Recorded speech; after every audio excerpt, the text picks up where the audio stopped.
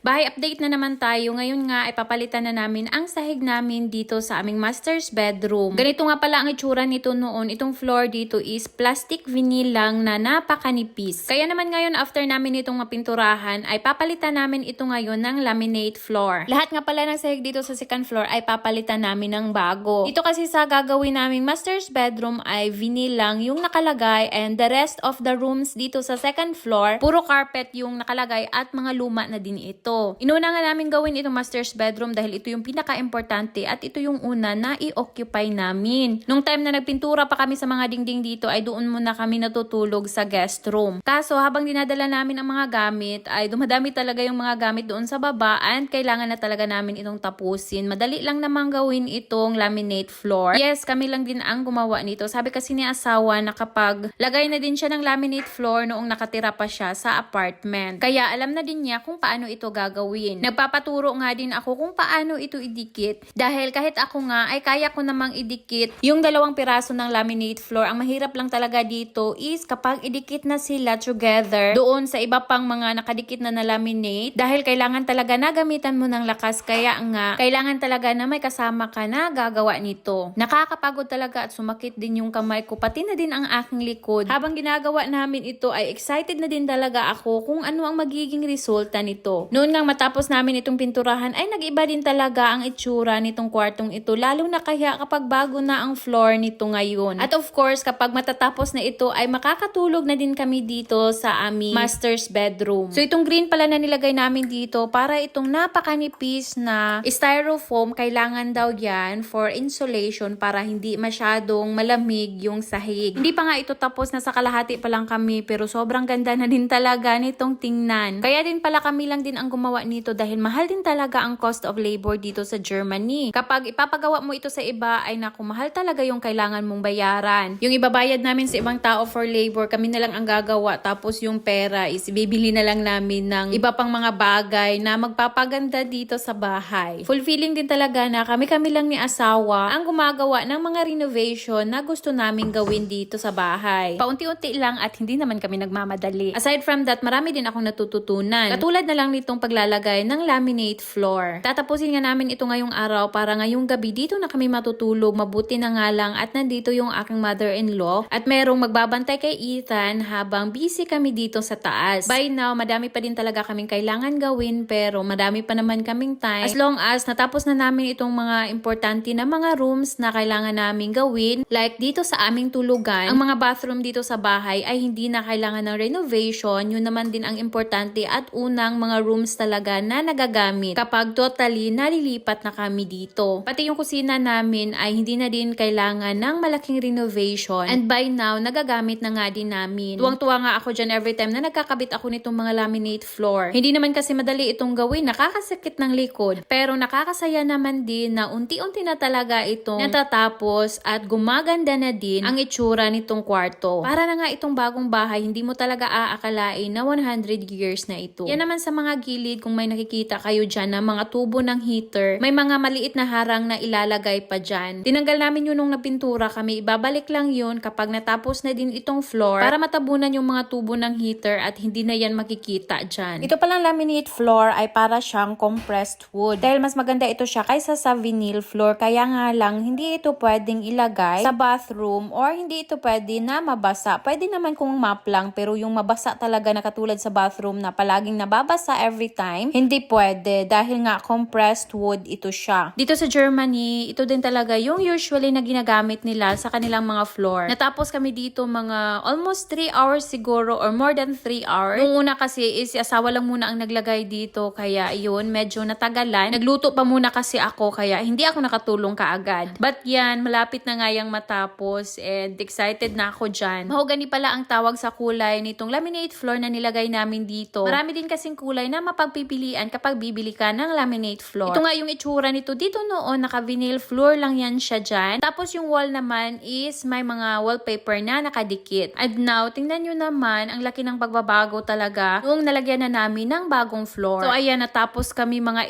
8:30 na ng gabi. Kaya medyo dumidilim na nga dyan. Ginamitan ko na lang yan ng flashlight. At syempre, lilinisan natin ito dahil first time nga namin na matulog dito ngayon. Syempre, natapos na kami kaya dito na kami matutulog. Ito Ito nga din ang itsura nito noon nung natanggal namin yung mga wallpaper na nakadikit sa mga dingding dito sa aming master's bedroom. Pati na din itong manipis na vinyl floor. Ito naman ang itsura nito nung natapos na namin mapinturahan at natapos na din namin na malagyan nitong bagong sahig. Ibang-iba talaga yung transformation nito. Nagmukha din na bagong gawa na bahay. At hanggang dito na lang muna. Thank you so much for watching.